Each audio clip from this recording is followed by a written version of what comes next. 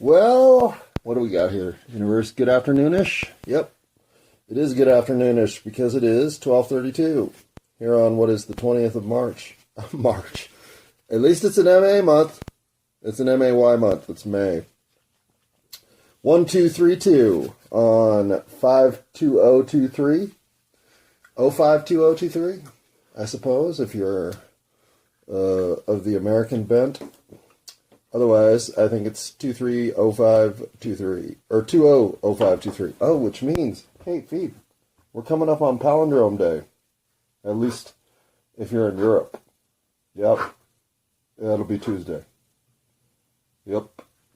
Tuesday will be 230523. Well, 23523? See, I don't know.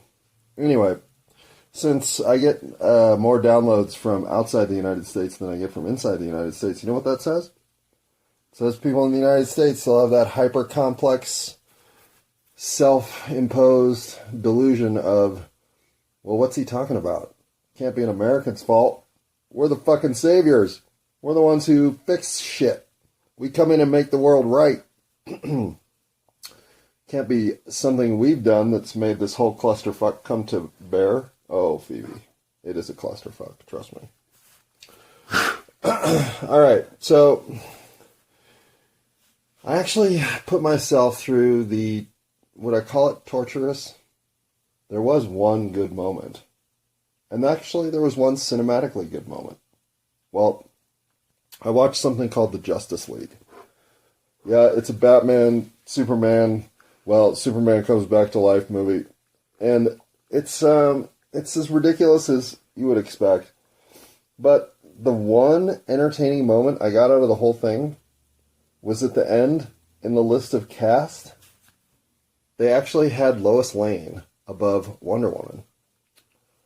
And so that means that Amy Adams has more, Hollywood cred than Gal Gadot? Or Gal Gadot? I don't have any idea how to say Gal's last name. I don't even know how to say her first name. Maybe it's Hal. But if the Wonder Woman credit isn't more important than the Lois Lane credit in the movie called The Justice League, I mean, Hollywood's just broken in so many ways, it's stupid. And that's one of the ways that is most stupid. But my favorite line of dialogue in there happens about, 5 minutes in, when I think a bad dude robbing a bank says, "I don't believe it. What are you?" And this is to Wonder Woman. And she says, "A believer." I mean, I know you have to simple this stuff down for the 8th grade education audience because that's primarily who you're appealing to. But when I don't believe it, what are you? A believer? It's just, and this literally is what's passing for wisdom or insight or the veil of some level of humanity being exposed through the caricature that is Wonder Woman versus bank robbers with lasso of truth. But, oh well, I asked for it, I got it. Still, Amy Adams. And she looked pregnant or something in this movie because she's barely in it. That's the other thing, she's barely in the fucking movie. And somehow pulled the third cast designation behind Batman and Superman. Well, way to go, Amy. All right. What I really got on to talk about today is, yes, Phoebe, this is what I got on to talk about today. Not your basketball-sized tumor that you're licking. No, I got on to talk about integrity in the rise of censorship. And this nut is so huge, we certainly don't expect to crack it today, do we, Phoebe? No. Of all the future outcomes that stun me, the level of censorship and the crafting of both meme and media script, literal parroting of our media across all American instances. You couldn't see this coming. You couldn't see the complete disintegration of the individual voice into a lockstep think tank, groupthink commodity that is, yeah, but that's not the official story. No, that isn't the official story, because the official story is fucking horseshit. It is the crafted narrative for those who are most exposed by what the official story truly is. But what I didn't see coming, obviously, was how powerful... Oh, hang on. Okay, so I have to admit that my dog could go any day. She could last another year. She's been blowing up like a Macy's Day Parade balloon who is leaking since she was 7. And she'll be 12 here in about 3 months. So she's up on the bed today, but she can't get up on the bed without me lifting her, and she weighs about 100 pounds now, so lifting her up on the bed is no easy chore, especially because I have to be ginger about where I hold her so that I don't cause any discomfort to her while I pull her up onto a bed that's literally 24 inches in the air, right? So when she's up here, she's making these big coughing noises. Well, it's because she doesn't really have any way to release the pressure that's on her tumor without just kind of lying on her side. But when she lays on her side, then her neck tumor, the one that's right under her chin, causes her discomfort in her breathing. So she basically just has to sit straight up with her front legs perched over the mattress, leaning into me, losing her breath whenever she has to. Right, Phoebe? But as she puts her big paw on me, and I get the sense that she wouldn't want to be anywhere else, even if the discomfort here is a little bit more than her position can take. Well, she's my best friend. So we do whatever's necessary for the dog to be in my life in a capacity that makes us both feel like we are comfortable and each other's buddy. Right, Batman? Yeah, I'll be Robin today. You can be Batman. Where are you going, Batman? Gotta go outside? So, given she's getting frisky, I'm going to pause and be back to talk about all this censorship in the day of dystopian media control that you could not see this coming. I promise, you could not see this coming. So what you're saying is you just want some loving? What, like this? Or you want me to put my hands here? Well, you want to get that chest rubbed? Oh, get that chest rubbed. Oh, under your neck? You want me to do that? You want me to do the jaw? Oh, yeah, you need some clipping in there. Gotta get in there and get some clipping done. Oh, the neck. Oh, yeah, boo-boo. Oh, yeah, you like that, huh? Oh, do it. Oh, yeah, you whip it tail. You whip it tail. Oh, yeah. Oh, bless you. Why do I say bless you to you? I do not know. Well, look at that. You're whipping the tail on the kitty. The kitty's not even complaining. This is crazy. Everybody's in such a good mood. Why is everybody in such a good mood? Because it's Saturday? Probably. Okay. So, having had enough time to enjoy my dog's love and reciprocate in kind, and oh, good kitty, you are good. Why were you so good? Just being a good kitty. And now, having gotten the cat outside, the dog's outside, the cat's still sitting there taking a chill nap. Not something we see from the cat very often. All right. So controlling the narrative. Literally getting to choose what's seen.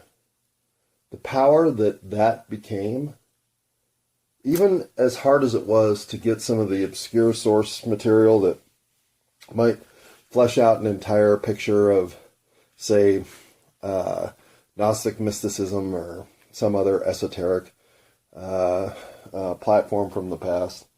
Well, these initiatives were always fringe, if not flat out misinformation. I don't know how else to put it. You kind of knew you were wandering into areas where phoniness was part of the game. How much Bigfoot footage could be legit? Or could any of it be legitimate? The whole idea that you were wandering where you knew there was chicanery about, if not completely underpinning the entire concept, well, it never felt like going to research friction and the formulas therein that could determine how much friction any applied body had against the counter-gravity pull of an inclined plane. Those felt like numbers and calculations that were legit. Whether or not a UFO had 2 aliens in it, 1 alien in it, or 2 guys in monkey suits, this starts to get into the realm of the weird. But it was always there. It was there. And if you think of censorship as crafting out the noise that is irrelevant, taking away the bat baby, and not caring that you're throwing out the bat baby water with it, well, okay, but you're dependent on an entire subjective judge of bat baby water story censors to know when the story about the baby water is in fact the truth. Pause. Okay, I think we're combobulated again. Dog's down on the dog bed. Cat's still up here being good. Wow. How did Kitty make a full recovery? How did Kitty go from death's door to good? Huh? Hunting mice again, for fuck's sake. How did that happen? Does anybody know when to put a cat down? Is that just mystical knowledge that you just wait till your cat says, that's it, I'm down, before you ever think that you know that it's coming? Cats have 9 lives is maybe my favorite cliche now. Okay, but you know what's not my favorite cliche? Shut up, man. Is that a cliche? Okay, that's not a cliche. But if you're going to depend on some body of expertise to tell you when you've wandered into land that is nonsense and thus needs to be eradicated from the public record, well, again, and I fear that what we've done is we've turned these decision-making vectors over to the AI gods, and they are now the ones underpinning what it is we can and cannot see, based, of course, on input from a human being who finally decided, no more cat videos for you. Okay. If you're going to allow the media that you're exposed to be culled by anyone other than you, well, you've given an enormous amount of power over your own ability to discern your reality around you to somebody who may not have your interest even remotely at heart. So, thus came the Hakuna Matata moment of free speech. Free speech. Make it free. Don't make it cost $1. Not even $1.05. Freedom does not cost $1.05. Free speech is free. Because ultimately, what is the best discernment of what is and isn't of value? Well, you are. Which is why we make it all free. Because you can come in and sample all of it and say, this is the part that I'm going to go home with. This is the part I didn't even know was in the store. But it's all free. So, thank you for the experience. And off we go. But when the internet was like that, oh my God, was the internet fucking awesome. I mean, you could say, what have you been doing this week? Surfing the internet? And people would be like, yeah, fuck yeah, me too. Me too. Yeah, me too. Because it was a thing. You would just jump from website to website to website to website. And you would learn so much in the process that it would be hard to peel the glaze off your eyeballs so that you could put your eyelids down, so that you could go get some sleep, so that you could wake up and do the same fucking thing the next day. It was the birth of open information access on a conduit that included the social companionship of everybody in the world. I mean, and, oh, God. It was wonderful. I mean, it was wonderful till a decade ago. Everything changed right around Sandy Hook. But censorship is a decision to not abide by free speech. Mature and progressive societies have a choice. We have chosen censorship because we are afraid of our own ability to discern what is and isn't of value in that wide open store called free speech. I don't know why we've done it. And the idea that AI may be doing it, the use of software culling our conversation, our central square, well, yeah, that scares the shit out of me. The whole thing about AI that scares the shit out of you, or should, is that AI could be in control. AI could literally be running the show. That is the scary part.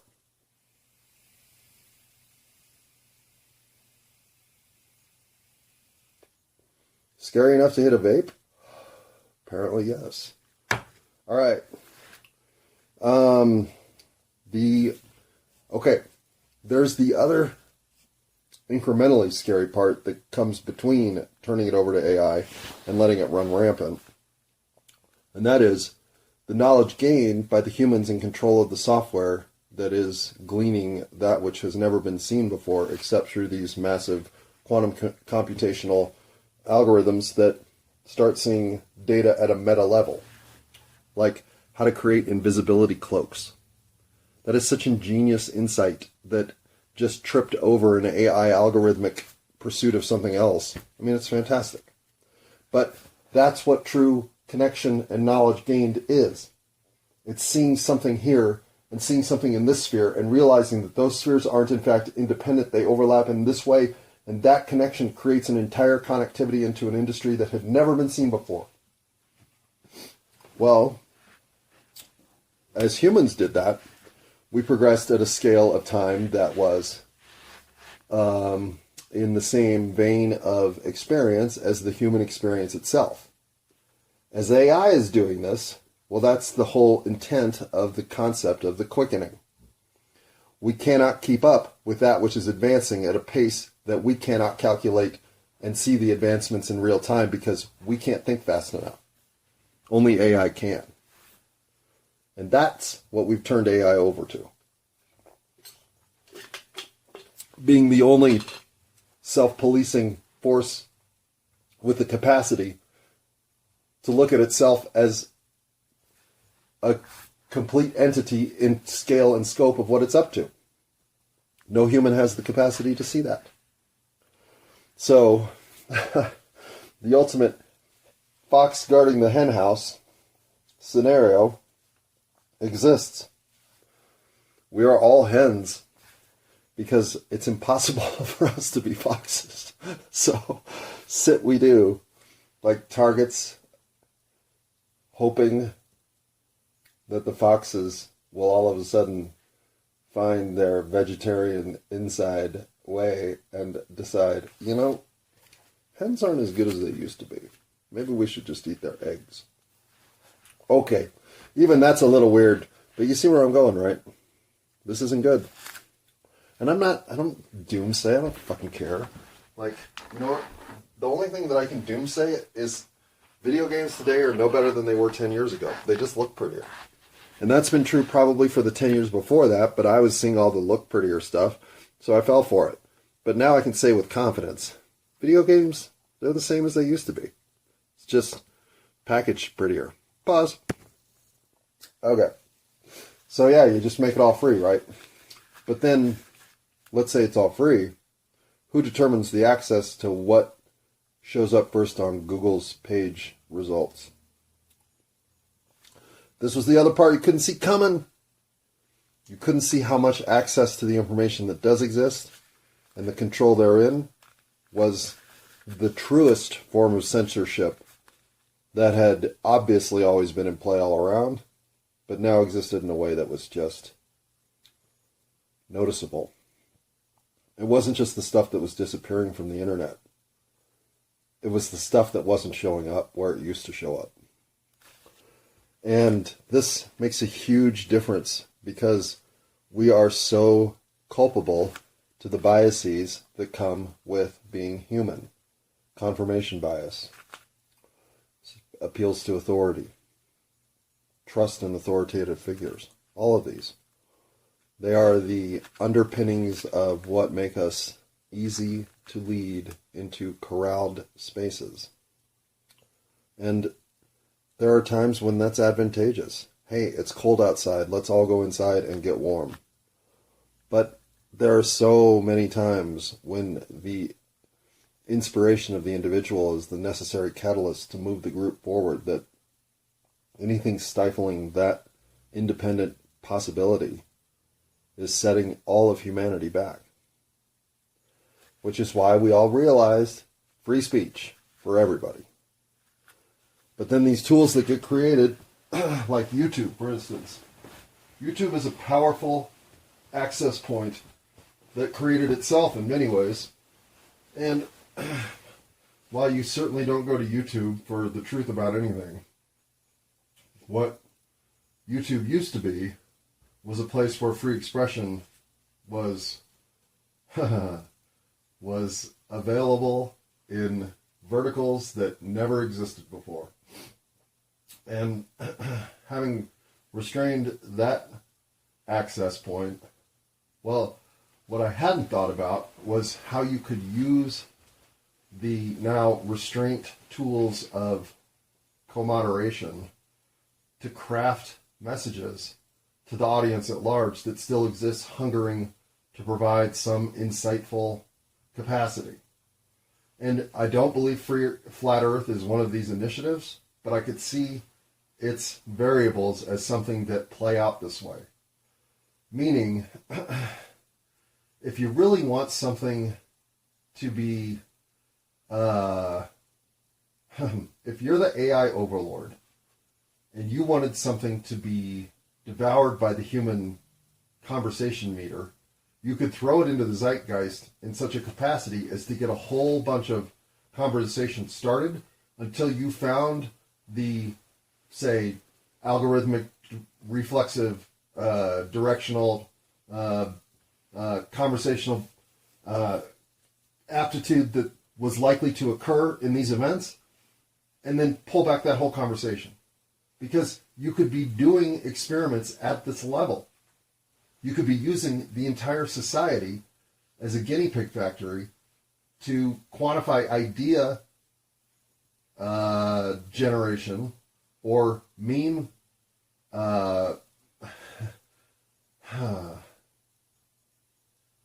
I never had thought about the James Bond evil villain shit you could do with the type of software and control manipulation levers that are in play that I have been thinking about in the last week. And yes, this sounds like conspiratorial bullshit. I agree. But if you don't think about what levers are being developed to be pulled in a way that turns society left, right, reverse, however you want to think about the movement of society generally, I don't know if you're capturing the meta picture enough to be incisive on the individual level about what you're truly experiencing. In other words, you have to think about this kind of stuff in a culture that has revealed itself to have these kinds of levers in play. And whoever's pulling that lever is no different than you. No matter how enabled or super egocentric their sense of self has become, it's still you and they are identical. You're human beings having a human experience on 8675309 planet Earth. So whatever fallibilities are in the system that are prone to humane deficiency are there for all of us to have to worry about. So again, I just think, well, yeah, this is somewhat fucking mental masturbation on a Saturday afternoon when I should be doing yard work. There's a purpose to thinking at the highest level how the levers in play are being pulled by the people pulling them, because they're no different than you. All right. I think that's enough.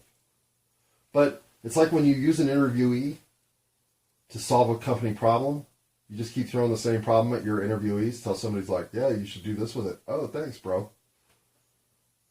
There's fucking human beings involved, right? So look for the grift. It's there. All right. This might be too big a topic to get into now, but I certainly want to speak to those who use some level of self-righteousness in a life that is otherwise shrouded in pain and compromise to help indicate that they are of, that they know they've compromised their life somehow, some way. And yeah, this is, again, virtue signaling and all that shit. But if you are sitting there with a life that has compromised because you are in a position to have been forced into being compromised, I feel for you. But you can get out of that. Stop being compromised. It's simple. If you're not living to your true self, then it's your fault. I mean, seriously. And whether or not you can go support a justifiable cause that makes you look like you're now in a position to show your honor and care about a world that is filled with cynicism and aggression, well, that's not enough. Whatever cynicism and aggression has gotten you to swallow and say, I do this because it's the only way that I can survive, bullshit. The only way you can truly survive is to be yourself.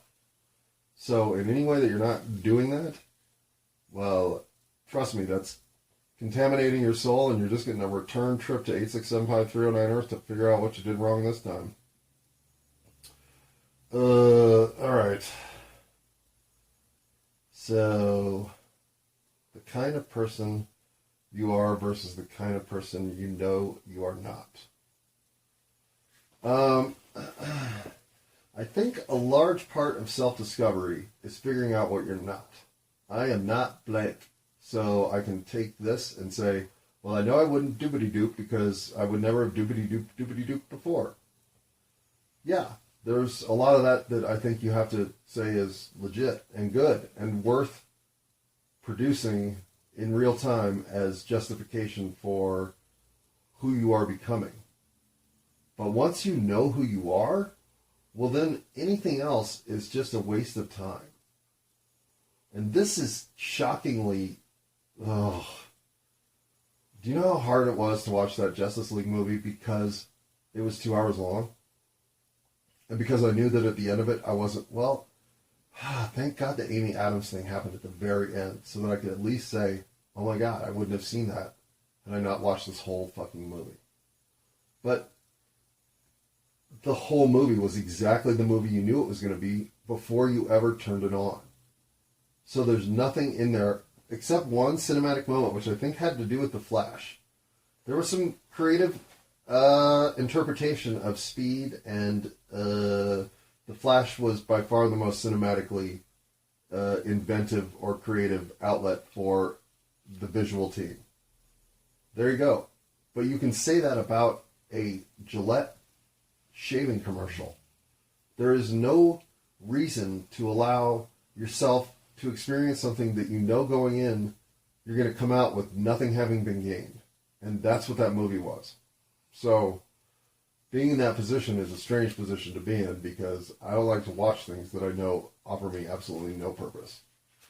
But I did it yesterday because I swore I would go through 3 pieces of media that I had sitting in the top of my queues of unwatched media. And of course, Justice League was the top of my blockbuster queue I'd missed. The Man from Earth was in the top of my movies recommended to me list, and The Shape of Water was in the top of my, I think, Academy Award nominations that I had missed. Whatever they were, those were the 3 movies that sat there saying, watch me next, watch me next, watch me next. So I watched all 3 of them. And got different things from all three experiences, but got exactly what I expected from Justice League.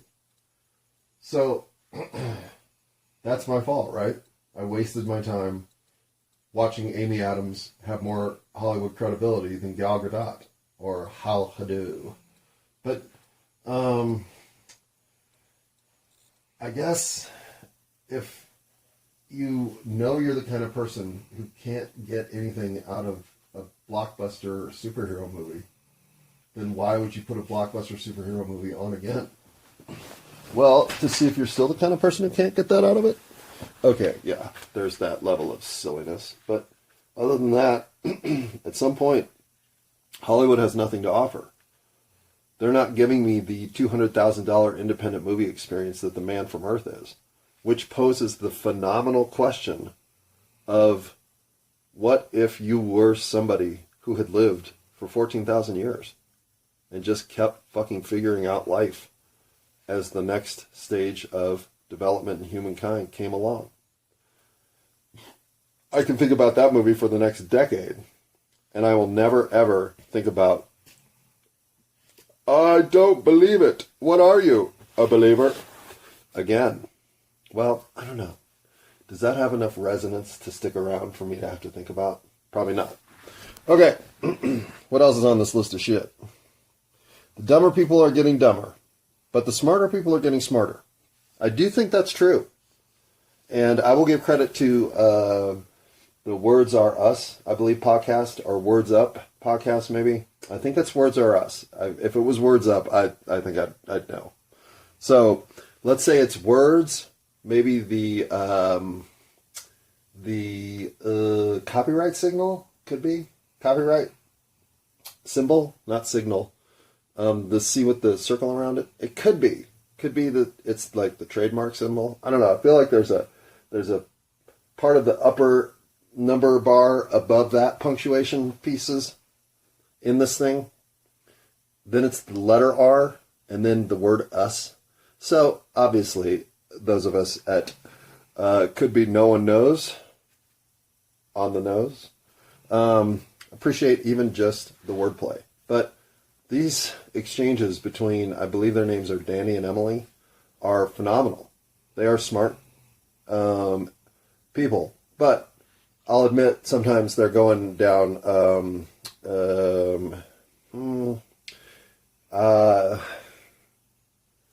connection road in places that I'm not really yet ready to connect.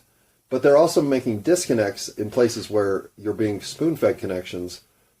They're showing why those connections are either forced or created or synthetic and not truly in existence whatsoever. Manufactured to a degree that is in favor of blank and blank.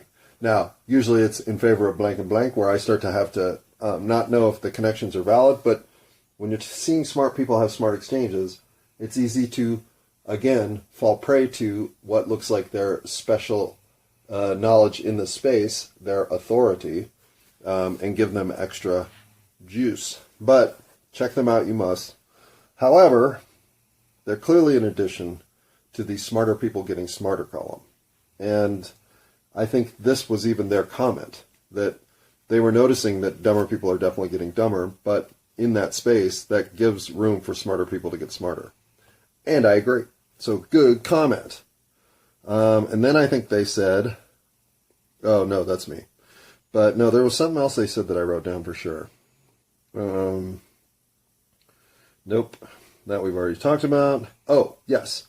Is it possible that the 100th monkey could pop all at once? And I'm not sure which one of them. I believe it's the brunette with the red lipstick, who I think is Dani, said, yes, fuck yes. Of course it is. Otherwise, why are we doing this? And that, again, is absolutely right.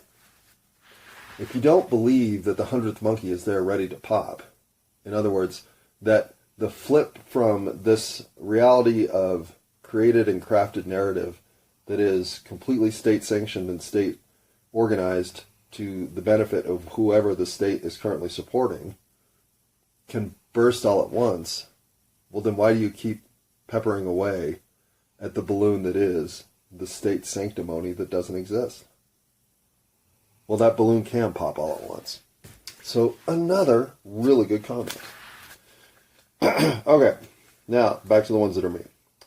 Why do we feel less than those who have the active levers in their hands? Already talked about it. Creating a new toolbox for a new world set of problems. Yeah. This is another thing I didn't see coming. I thought if you just had valor and truth and justice and liberty in your toolbox, well, you could conquer all problems.